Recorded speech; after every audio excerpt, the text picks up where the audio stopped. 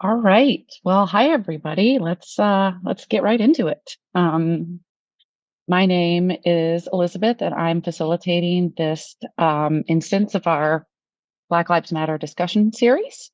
Today we are discussing the book "When No One Is Watching" by Alyssa Cole. But I first wanted to do our usual and have everyone just introduce themselves and share their role at the library, so any listeners can recognize us by name, and then we'll move into the discussion. Welcome. I'll go. Mhm. I'm Beth, and I am on the supportive services team of the library. I'm Roosevelt. I'm a desk clerk. I'm Anne. I'm a book processor. Hi, my name is Marissa. I'm in outreach. And my name is Jacob. I'm on the outreach team with Marissa. My name is Lucy, and I work in the youth department. Um, Thanks, everybody. And as I said, my name is Elizabeth, and I am a librarian in the collections department. Um, so for our December discussion, we read When No One Is Watching, which is sort of a thriller slash horror story, again, written by Alyssa Cole. And I just wanted to ask, often we just have someone kind of summarize the book to start us off and give anyone who hasn't read it, who's listening, an idea of a kind of what we're discussing and a little bit about what the book was about. So does anyone want to give us a little summary, or even a few people, whatever works? I'll take a stab, which is there's a woman, Sydney Green, who lives in Brooklyn. She's seeing some mysterious things happening in her neighborhood. So it's a book about gentrification, and the horror aspect of things is mysterious, and I don't know how much we'll get into at the beginning, but it's really about gentrification and the mysteries that are invading this neighborhood where people are moving in and people are disappearing. Anyone else want to add to that? I'd say it also alternates between the other main character, Theo, who's a white guy who's one of the gentrifiers, I guess. He moves in with his girlfriend and it's ex-girlfriend. And then he kind of befriends Sydney, and yeah.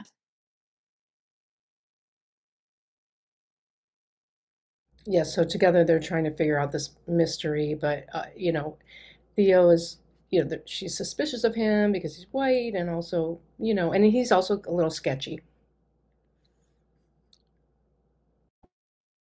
Yeah. So this is takes place in Brooklyn. I think Beth said that, but it's in a neighborhood that has been historically Black, and more and more white folks are moving in, and Sydney is getting suspicious of how so many of her like beloved neighbors are moving away, because everyone, it seemed like, had been very happy there, and some really weird things kind of start to happen. So uh, One thing that I wanted to open with is, when I was reading this, I thought about how a couple years ago, our Washtenaw Read, which Washtenaw Reads is no longer, but was How the Word is Passed by Clint Smith. I know at least some of you read that because we had a Black Lives Matter discussion about it. And he had a whole chapter in that book about how in New York in particular, we don't think of that as, it's not a Southern state. So we don't necessarily think of it as, a state where slavery was happening or anything like that, but it actually contributed hugely to, um, you know, enslaving Black people. And also, even when slavery was abolished, there was a ton of maneuvers in New York by politicians and by city leaders to kind of destroy Black neighborhoods or split them up or take over and all that kind of stuff. So I just wanted to know if anyone else thought of that, and just talk a little bit about the kind of very real history of that taking place in New York and in other cities as well.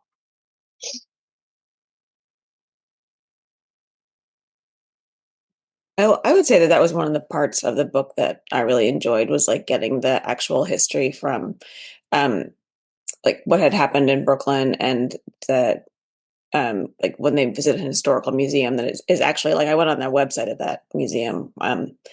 It does actually exist. And also that I thought it was well done, and that you have Sydney, who is Black, who lives in Brooklyn in her mom's house because that was, inherited, from generations above, who is sort of teaching us, but also by teaching Theo about the history that's involved, and even has to remind him, like, there was a financial element to slavery that really, helped New York, and all these things that he had no idea about. I just thought it was a good way to sort of put the history in a book like this that's sort of more of a mystery and this horror story.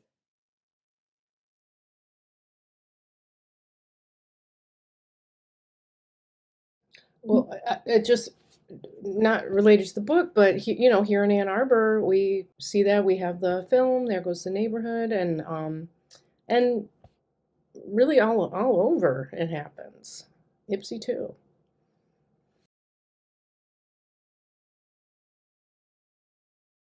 Yeah, one of the other books that I thought of that we read for this series much earlier on was The Color of Law, which was specifically about segregation and like redlining, which I thought was really interesting. It was a really good book. But also some of these like really thick nonfiction books, unless you're like really intentionally like sitting down to read this nonfiction work, might be a little bit more inaccessible. And this being a thriller, but it is also like really well researched and well thought out, and it's like teaching you all this like a really um, detailed history, and like talking about banking and all of these other practices woven into this thriller makes it so much more accessible. So I really appreciated that. I thought it was really interesting and like well done, but also still maintained the like very pulpy, fluffy, thrillery aspects of it that still made it like a really fun, easy read. And like I got through it really quickly. And it didn't like get bogged down by the history of it, but it still felt like I was still learning something.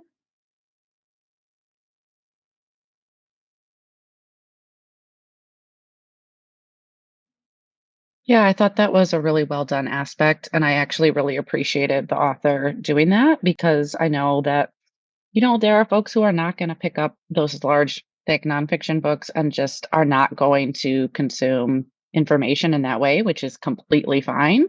Um, Obviously, everyone can read what they want to read, but it was really nice not nice, but I think it was great in my opinion to have that real history in something like this, where you could really learn a lot. And I think, if I hadn't I did look up a few extra things, and I was impressed with how many facts she was able to put in into this book that I thought were, are important things to know about. So I'm glad others, picked up on that and thought that was well done as well. Um, so I wanted to talk a little bit more about the two main characters. We have Sydney Green, who is living in her mother's brownstone. She's recently been through a divorce. And she also, you kind of get the hint right away. Her mother is not in the home anymore. She's ill. But that seems a little odd because, at least to me, it did, because Sydney never goes to see her. So I was like, is she far away? What's going on there? And then Theo has moved in across the street with his actually now ex-girlfriend. But there's also some interesting stuff there because we learn right away that he doesn't really have any money. The ex-girlfriend has all the money. And he has kind of perhaps it has had a difficult past, with his mom being with a bunch of abusive men, and then some kind of strange goings on with his dad. So there's kind of a lot of mystery right off the bat, and I just kind of wanted to hear what others thought of the two main characters. If you liked them, if you didn't, which if you were surprised by elements of things that happened, just dive into that. I really came to enjoy both of the main characters, and I was not surprised to learn that Alyssa Cole usually writes romance. Um, I was cheering for them to get together, although I was worried. I didn't know exactly where Theo's, um, um, where his loyalties lied. Um, but I was glad to see them kind of have a romantic spark. I thought Sydney was funny and ferocious, and I really admired their, what's the word I'm looking for? Their ambition to keep their neighborhood alive through their tour they were curating for their own community. Um, so I thought, yeah, one of the strongest parts of the book were definitely how much I came to appreciate and respect Theo and Sydney.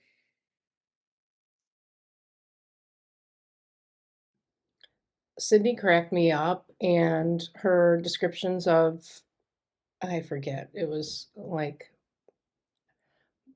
fuckboy beach or fuck, I don't remember. She was just the way she referred to, being on the prowl, attraction to Theo. She just, yeah, she made me laugh.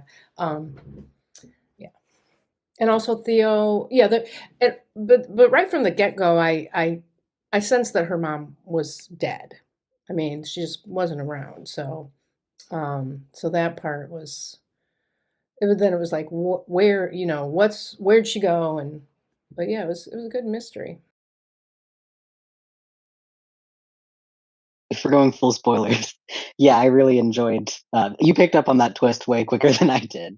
I mean, I was definitely. It's the kind of thing that when the reveal came, it made me want to go back and reread all of it, because I had definitely been asking questions like, you're saying she's close enough to visit, but you're not visiting, and like, why is it such a problem? Like, she's going to these nonprofits trying to get help when the lawyers fall through about her mom's house, and they say, like, the second one she goes to, they say, like, come back with your mom or with like some documentation from your mom, and it's then, to Sydney, that's the equivalent of like a hard stop. I'm like, what's the problem? So you picked up on that twist way quicker than I did, and it made me feel like going back to see where all the hints were. They were definitely there.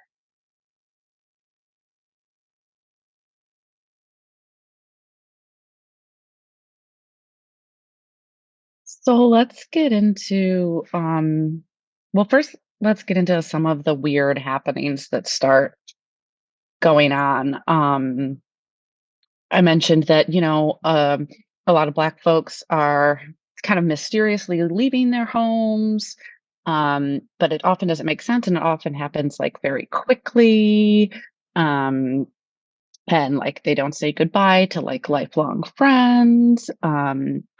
And there is a shop owner, um, who is a Black or brown person who, like, overnight, the shop gets taken over and a new white owner is there. Um, and so it's kind of definitely getting pretty suspicious with there's also the big company that's kind of coming in with the land that's related to, there used to be a hospital, but really more of a sanatorium, on this land, and this new company is coming in trying to put a new hospital there. So there's really a lot going on that is pretty suspicious. Um, and you kind of know right off the bat that this new company's shady, but how were you guys following the mystery, and were there elements that surprised you? Did you have a prediction about what was happening? Just, I wanted to talk about kind of the stuff that goes on and what ends up transpiring even. I think that for me, everything just ended up happening so quickly, which is what I think um, lent itself to the horror aspect, as opposed to it just feeling like this is what's going on across the country. Because, I mean, obviously that's the intention, is this is basically what's happening across the country, but it's in such an accelerated state that the stakes feel so much more urgent.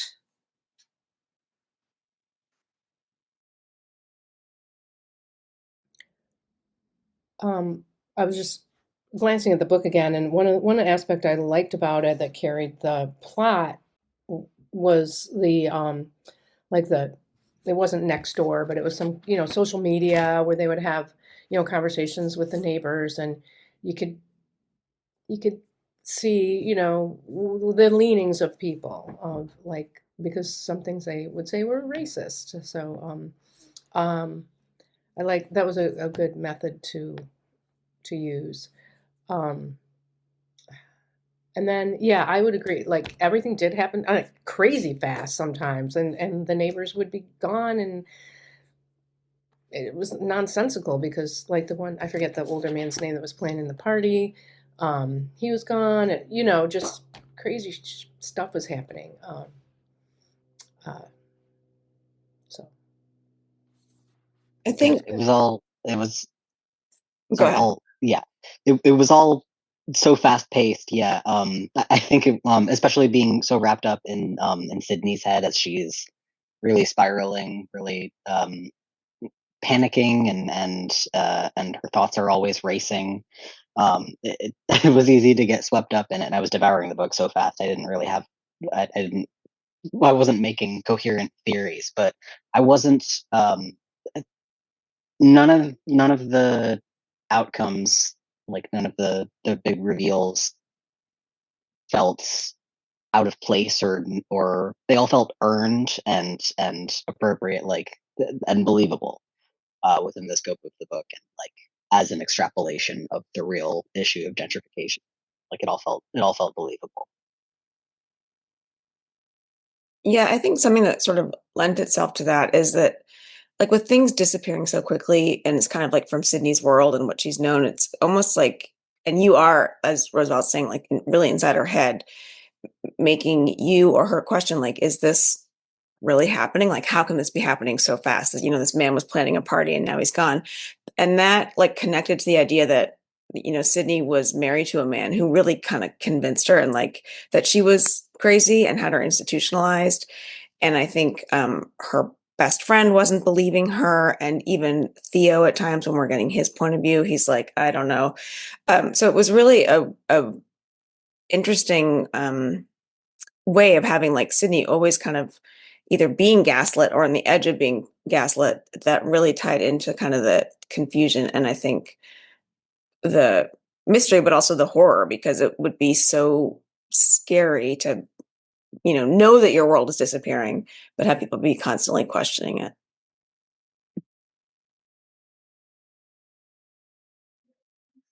I thought that Sydney's helplessness or like came through really well too, and that was a big element of the like kind of horror aspect of the story to me is just um and I know this is not unrealistic. I know that this happens um all over the country and all over the world, but especially when um her like the guy shows up with the fake deed to her mom's garden plot, and she's like, wait, like, no, I have a deed, but like it just happened so fast and there's like nothing she can do. And I thought that was conveyed really well in the book too, is just the like, what, like, you know and I could like kind of feel her helplessness coming through, which was um it's that was like one of the parts that gave me like the most like chills of just like, oh no. I was very much overwhelmed by the horror of all the white people had to do was look put together or look official, and they could get whatever they wanted. In Sydney and her community constantly had to prove themselves. Go show me your deed, or I don't think it's that way. Prove it. And I think that that's was a insight into racism and gentrification that I perhaps had not fully considered or saw. Um, and it added to the horror mystery element. Um, it's like what Marissa was saying, how the horror and the gentrification and the politics were also blended together in a in a consumable way that made reading the book so enjoyable. It did make it enjoyable and consumable. However, I will say there was definitely a point where I was like, this is depressing, and I don't know if I want to read this, because it's like, on one hand, it's like this pulpy, like beach read, but then also I was like, this is too real, and I don't like it. Just like, this happens every day, and you feel so powerless to stop it. Ugh. And then, yeah, I had to really power through at one point of like, just like, okay, I know this is a book, so it will have a happy ending probably, because I know she's a romance writer. I don't think it'll have a bad ending, but ugh. But there's also the thing of like, characters don't know the genre in which they are living. So there were a couple points where I was like, come on, you guys, this is obviously crazy. Like, get it together, Sydney. And then I'm like, all right, they don't know. Like, this, they don't know that this is, they're not connecting the dots that we are connecting, obviously. I forgot something else I was going to say. Oh, and then it just went like, 0 to 100 at the very like last couple chapters of just in a very satisfying rampage. It was, yeah, the ending was great, but yeah, I don't know. I had to forget what the original question was, but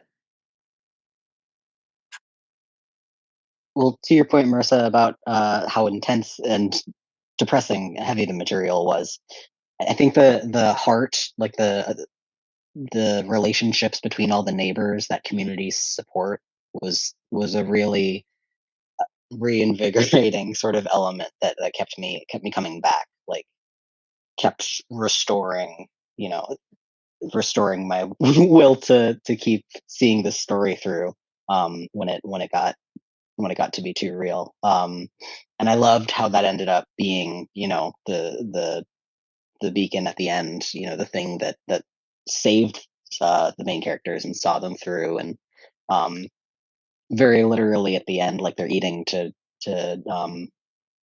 before they go on to carry the fight on elsewhere. Their community is nourishing them, to be able to deal with everything.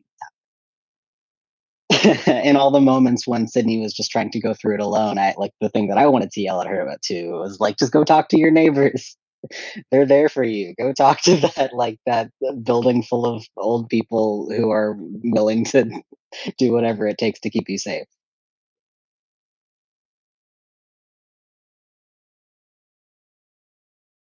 Yeah, it was hard I mean, she was struggling so hard and so scared and lack of sleep constantly.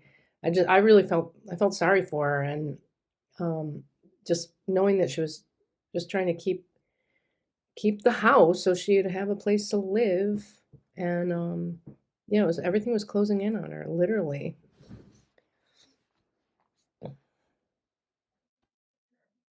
So we've kind of touched on the ending and how so much happens and how fast everything happened, but I do want to definitely go into that more. And I don't think we've fully spoiled anything yet, but we've been chatting for a bit now, so I think we can. And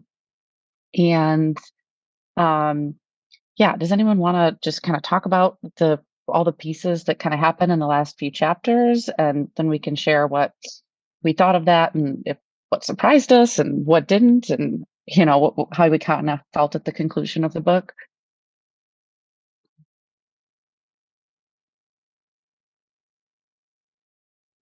I can try, but I will need help and I'll need clarifications. Um, so there's the big hospital that is being renovated. Theo and Sydney are find things out, which leads them to infiltrate this hospital, and they are packing. Like this book turns into an action movie so fast. So when they go in the hospital, they start noticing, well, not start noticing, but people are like locked up in cells, and there's clearly some sort of experimentation going on. Which this experimentation is, they are figuring out how to, I think this is where I'm going to get goofed. They are figuring out how to cure opioid addiction, because opioid addiction is not primarily white. Well, yeah, is a white issue. And they figure that if they can cure opioid addiction, I don't know where that thread goes fully all the way through. But Theo and Sydney start shooting up the joint, and there's like people who are having like meetings, having like big meetings about like, oh, what are we gonna do with the neighborhood? Because their plan is to move all the black people out of this neighborhood so they can jack the prices up and have white people come and live there, and then they make money. But there's also the opioid addiction thing where I got confused. Well, they basically they have all the people from the neighborhood Yes. imprisoned, and they essentially are testing this, you know, cure for opioid addiction on them. So I assume also first of all giving them the opiates, and then so it's sort of like this medical facility that's been there that they've been building has actually been in operation the entire time. It's not really like in process. Um, so I don't know what their plan. They just they were going to move into their spaces. I don't think they really cared what happened to those people ultimately. They just wanted to find out what the science was going to tell them. It's sort And of that's how they were getting them out of the houses too, right? Like that's how they were basically kidnapping them, giving them a bunch of opioids, and then experimenting on them. And that's how they were just kind of taking their houses. Sorry, go ahead, Roosevelt. Oh, sure. Yeah. I think the real turning point before they even descend down to the depths is the sort of the research moment where they put together like that all of these companies, like um the research company and the real estate companies and the different sort of like loan forgiveness companies and all of the different predatory agencies are all connected under the same umbrella that goes way back to dating hundreds of years back to people who did the original work to steal land out from under people who had taken good care of it and who had built up communities, whether that's indigenous people or black communities. Um, but all of that being connected, and so like there's mention of like the same company that's now trying to cure opiate addiction was manufacturing the opiates, and so they're um, just sort of creating problems and then making money solving the problems, um, or proposing solutions, or just sort of generating ways to make themselves money by destroying various people's lives. That umbrella company also uh, owned some of the private prisons. So that was another piece of it that kept the money flowing in.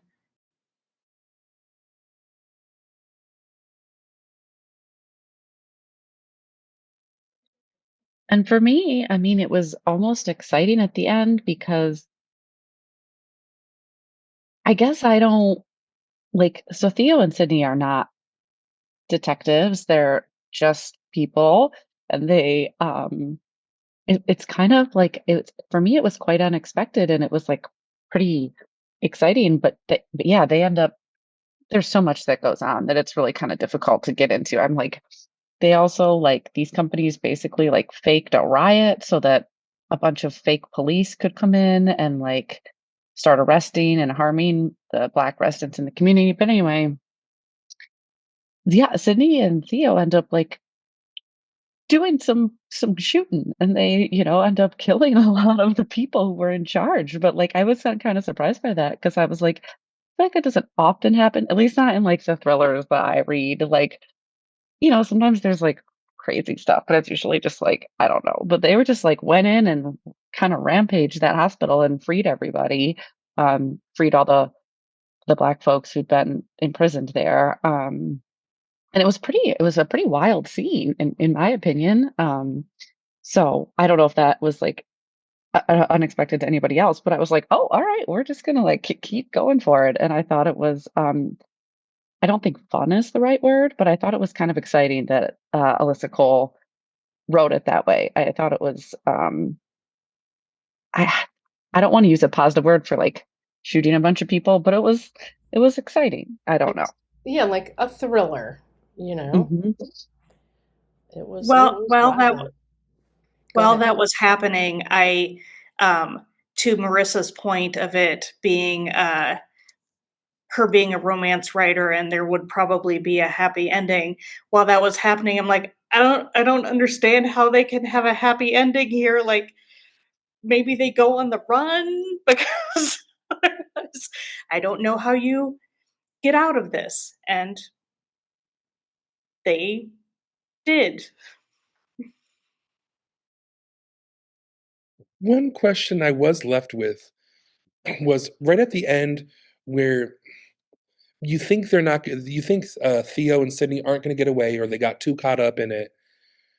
The community elders come and kind of save them and are like, baby, we knew the whole time.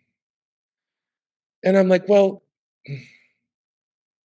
it's just one conversation. You could have exposed this giant conspiracy. Y'all knew the whole time. Like, come on. That frustrated me as the reader. That didn't make sense to me either because I was like, are they really letting like their friends and neighbors like get, addicted to opioids and then like, you know, mistreated with all this medicine? Like I thought if people knew they would have done something sooner. So I did not understand that either. I think they may have known about the meetings that were happening with this smaller group and the kind of gentrification aspect, and that there was going to be this big meeting at the hospital that night. I don't know if they knew the full extent of everything that was happening. And there was this long running folklore about people get snatched and taken to the old hospital. So maybe they didn't know about 100% exactly everything was functioning, but they at least knew for certain that people were getting snatched and taken to these underground tunnels underneath the old hospital. Yeah, that part, it did feel a little unsatisfying. That piece, I guess, just felt a little, I forget the fancy literary term, like hand of God, where it just, you get saved at the end. But aside from that, I do think it was interesting when they're in the hospital and there's meetings and there's like, um, you can't kill me because I'm not a racist. My husband's black. There's like the photo of like me and my black husband and my interracial kids.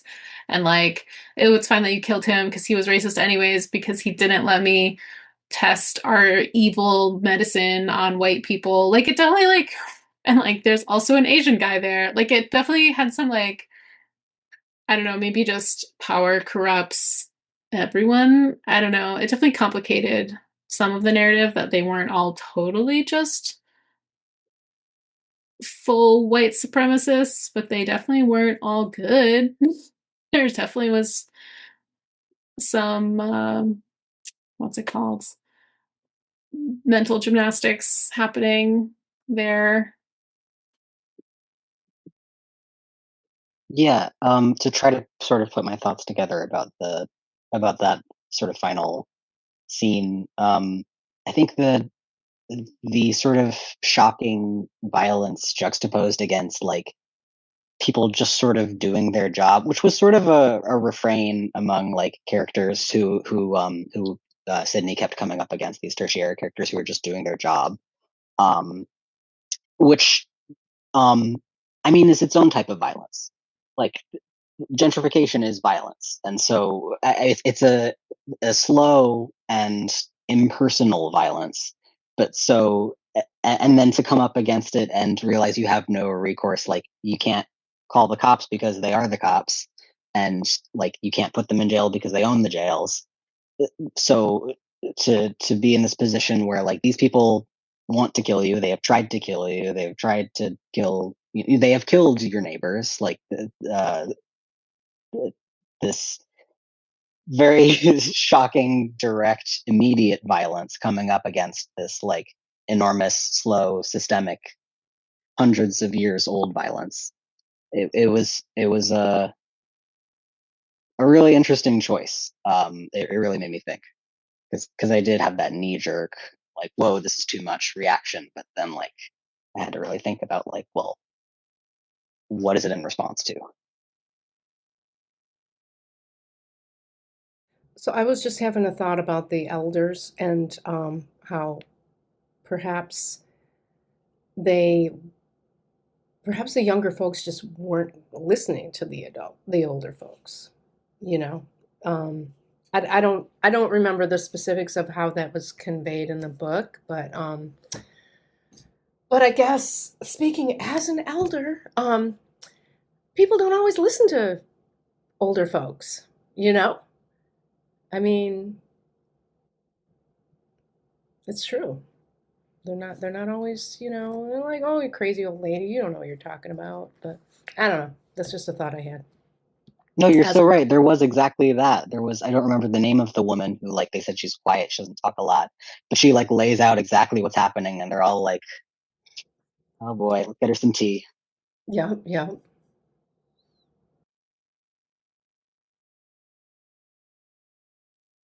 You mentioned tea, and it reminded me of the moment in the book where they give Theo the poisonous tea. That made me laugh. Um, just wanted to share that memory.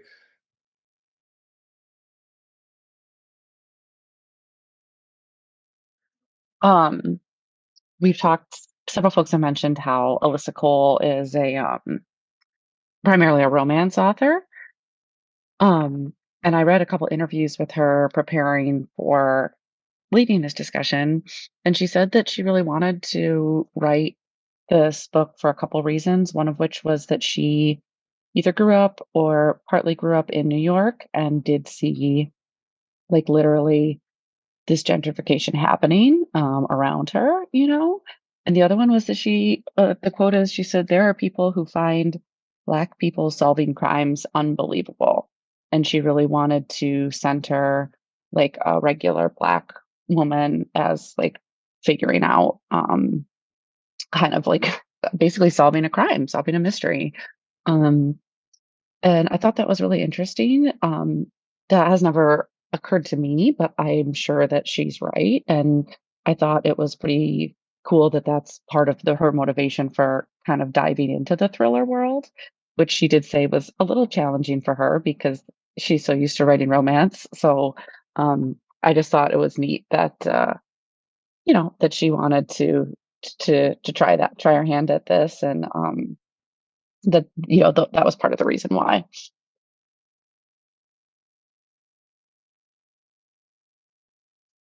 Has anyone read anything else by her, by the way? I haven't, but I don't know why. I guess I never looked at the back page here and saw what her, how, like, bodice ripping style romance is what she does. So, I mean, based on the pictures. Uh, so I don't know. It's not really my genre, but perhaps I would. I feel like there was one other one though. Oh yeah, no. I caught an interview of her with her too, but it wasn't.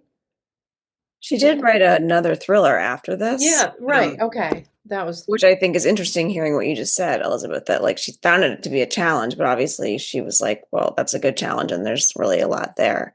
Um, so after this discussion, I'm kind of interested in looking at that one. Thanks for joining us, Jacob. Jacob has to head out to set up for an event. Um, yeah, I think this book was quite successful. It made it on a fair number of like year-end lists. I guess I should have said it to start. It was from 2020. So it got some acclaim for sure. So yeah, I don't know if she was motivated by her success or just thought it was a good challenge and wanted to keep doing it. But um, yeah, I haven't read anything else by her, but I'd be curious, especially what her second thriller is about. And I don't know if anyone's looked into it or read it, but I haven't, but I'm curious. Would you recommend this book, or is that the last question we? No, we can talk about that. But yeah, would you have you recommended it to a patron?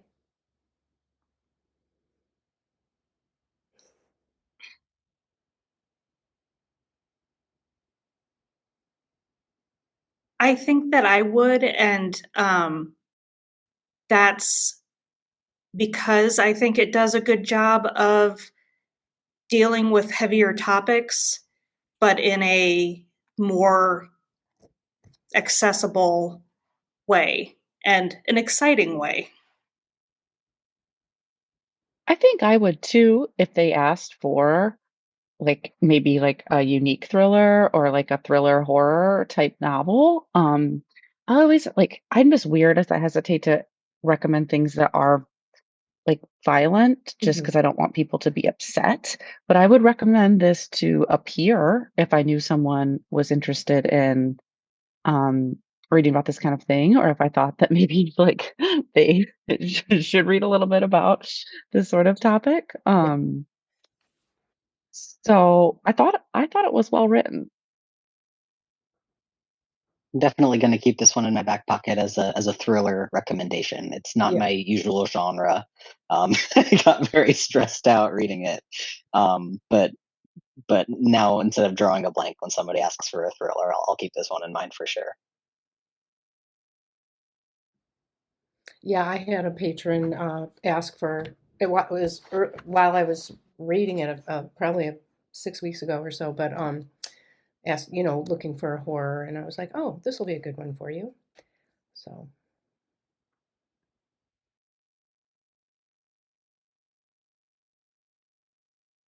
Um, well, any other thoughts on the book or final thoughts about any topic in the book or anything you wanted to share that you didn't get to say? We have a few more minutes, although we can also wrap up if we've said everything we want to. But I wanted to make sure everyone got to, if someone came with an idea or a thought that they didn't get to share, please don't hesitate. Did a final thought because we didn't get to talk about her bestie Drea, Drea. Yeah, I was just Yes, gonna say that. Yes. and I Yeah. feel like she did Drea so dirty, and I'm still mad about it. Um, I so didn't even fully understand what happened. I think so. My understanding was Drea. I wasn't sure who she worked for, but she worked for someone who could get these documents for her, and she did. She got them for Sydney. And then she kind of like went radio silent and was like, Sydney was like, oh, I'm being too needy, but I don't know, she's being leaving me on red. And then she finds out Sydney or Drea got like $50,000 or some large amount of money from this evil company. I was like, she betrayed me. She like was a bad friend. And then later she finds her dead. But still, after she finds her dead, she still thinks that she betrayed her. And I'm like, did she betray you? She's dead. Like, I just feel like she got you everything. Her last message that was unsent was like, I love you, bestie. Like, I don't know. I just felt like, because the whole book is also about like community and your whole network of people who are there for you. And all I saw in this book was like Drea was there for her up until her death. So I don't know. I just feel like justice for Drea. I kind of think both were supposed to be true. Like there was That's what a I it thought. it wasn't really confirmed, but like Sydney believed it and sort of internally confirmed that like that Drea accepted money from like the real estate or the loan branch of the like big evil corporation to help persuade Sydney's mom to sell the house or to take the loan or whatever it was that allowed them to like to trap her in this deal. But then I guess she felt bad about it because she stayed friends and stuck her neck out to get this information, which was ultimately what got her killed, I guess. But I don't understand. Yeah, the thing I didn't understand was like why or how she got trapped in the walls, um, and how there was an implication that Sydney like heard her scratching in the night, but like she didn't like call for help. She didn't like yeah. Was confusing because right if she's in the if she has her phone and the unsent messages like I love you or whatever it was It was "I love you, I'm sorry." Yeah, So but like maybe that also confirms that she betrayed her. yeah, but you could have called her. You could have called for help. I don't know. It was a little messy, a little Yeah. unconfirmed. But I don't know. Even if she had taken the money, I don't know. I just feel like there was. I want to hear her side of it. I had questions about that, just like, well, the scratching. I was like, well, wouldn't have there been a smell? And also, like, I know that's weird, but Oh, hot. yeah, I just feel like she kind of like she's on the stairs. She's like, oh, there's Drea, and kind of like climbs over her, and and then it's like, um, that was a little bit like, oh, jarring, I felt. I do think Drea was drugged, and I think that's why, because they talked a little bit about like just the way. Anyway, they gave some physical descriptions that made me think that she was drugged, and I thought that's also why she'd like just passed out and not been able to call for help or send the text. But I still didn't understand if she had been working for, it's called Baron Tech, and gotten paid so much by them, why they then killed her. That really was a big loophole for me. Is maybe why I didn't bring it up, because I was like, I don't really know Well, what happened. it would have been both tying up loose ends, and they knew that she had been making the FOIA requests for those documents. And so it was cleaning up that loose end. But I also would be willing to believe it if you told me that um, the check was planted there. Like, I'm up in the air as to whether she actually did that or whether it was another piece of setup, because these people were very good at doing things that didn't seem like they should be able to do, just to increase that kind of horror aspect of things. Yeah, that incident with the Uber driver, like, and messing with her phone, that sort of strained my belief as well. Um, I mean, I'm sure based on the description of like all of the different holdings and branches that this mega corporation has, I'm sure they could figure something like that out. But it wasn't as believable to me as like, or as interesting to me as like the Ring camera thing, where like they were popping up all over the place, and then eventually like they're being used to like by this company to surveil people and like keep tabs on everybody, and like that kind of thing that was more based in like in reality. I felt was more interesting to me.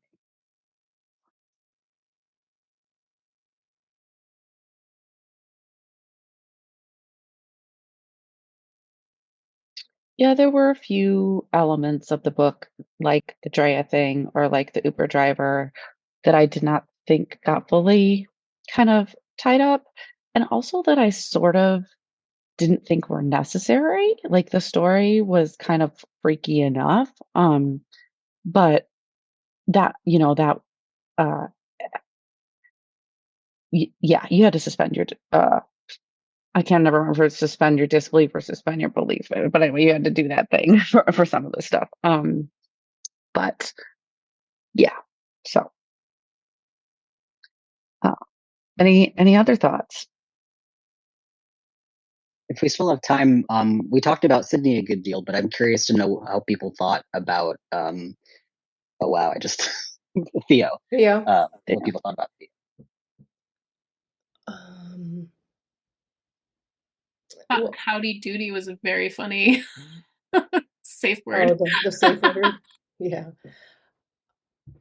I liked Theo. I thought I mean, he, like I said, he was a little sketchy. It was hard to know what was real, like what the true story was, and then then he divulged some more stuff. But yeah, I liked his personality. I thought he was a good character to offset uh,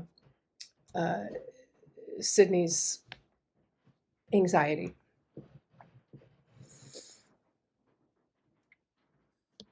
I thought he was also a very good illustration. I don't know if this was if it just kind of worked out this way, or I don't know. It's hard to tell how much is intentional always.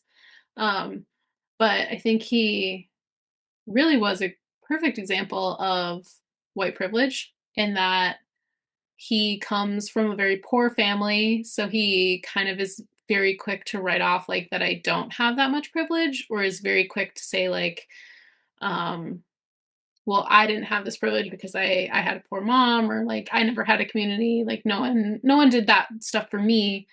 I never got those jobs easily because of this. But then as he actually reflects on it, it's like, oh yeah, actually I did lie on my resume once and just like immediately got a job and like got away with all this stuff. And so like with the slightest amounts of pressure, that illusion falls apart. It's just that most people don't do that reflecting. So um yeah, it's just like a very interesting way to put it in a book that's like non-threatening. Um but yeah, he still like felt like a very real character and like a very real likable person who like meant well. And I thought that he was good, like good and kind to Sydney. And I agree with what everyone said. I did feel like he kept like there was a so like he had a tough childhood and like got roped up into the mafia with his dad, which like that's not his fault. But then he lied on his resume and like was like stealing coke and stealing money again from like a kind of like not on the up and up business, but still. But then it was like okay, and then also wasn't he? We found out like super briefly he was also in the new neighborhood like, telling the people about, like, empty lots or he was kind of, like, getting money under the table from them too, like, some of the companies that were Well, so And bad. also he was breaking and straight up entering. Like, stealing. yeah. Oh, he was stealing. Yeah, he He was was breaking and breaking entering. in. Yeah, I thought that was interesting because on that Our Hood app, people were talking about break-ins and um, someone's camera equipment getting stolen. And previous to that, we found out that he had a new camera. So Right. that to me also was demonstrating the white privilege that you had this guy who was literally breaking and entering and stealing things, and his first reaction to when things were going down was, should we call the police? And it's like you're literally a criminal and still your first thought is that the police will benefit you in some way. I just was a little I was like, "Is he, like, actually a good dude or not? Because he keeps, like, doing this stuff." So, I mean, maybe it didn't matter for the plot of the story, but I felt a little bit like, "Hmm, I don't know." Yeah, not trustworthy. Not Right, trustworthy at all. right, right, But he did help in this situation. right. I thought the most striking thing about him was his he seemed like he was really like he lacked that like defensiveness that you encounter in a lot of like in white people, particularly white men, where like if you like the resistance to even the insinuation that you might have done something like racist or racially charged or harmful in some way, but like he just sort of his willingness to let his guard down and to be like told that he was doing something wrong and to correct his behavior, it wasn't consistent, but it was like it was enough of a through line for him. But then all of a sudden at the end, when I wrote down his name, Kayvon, I think, was the person that he encountered at the beginning, who he thought was high and asking for money, and then he tells the cops which way he went, and then we discover that led to Kayvon being killed, and he just decides to keep that information to himself to avoid facing consequences for that, and then there are none, and then he just gets to sort of assume a role within the he just gets folded into the community while like keeping the secret to himself that he got one of them killed. So that yeah, there was that was another thing that I found hard to reconcile, was like what's true about this guy. I guess both.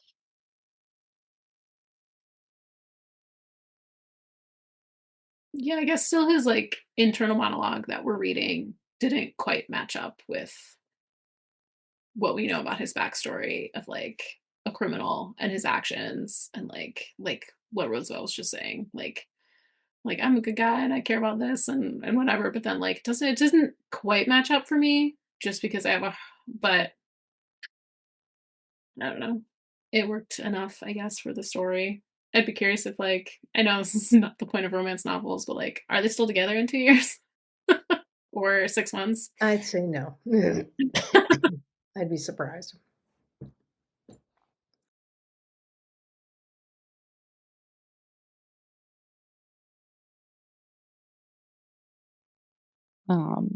Well, thank you, everyone. Now we are just about out of time, so I'll stop us here and really appreciate everyone's thoughts and making time for the discussion and making time to read the book. It's always so interesting to hear what everyone has to say and the things that different people notice and all of that. So it's much appreciated for you all being here. And thank you for reading and discussing when no one is watching. Hope everyone has a great rest of the evening. Thank you. Thanks Yep. for hosting. Thanks so Yeah. much. Take care. Take care, Thanks. everyone. Bye.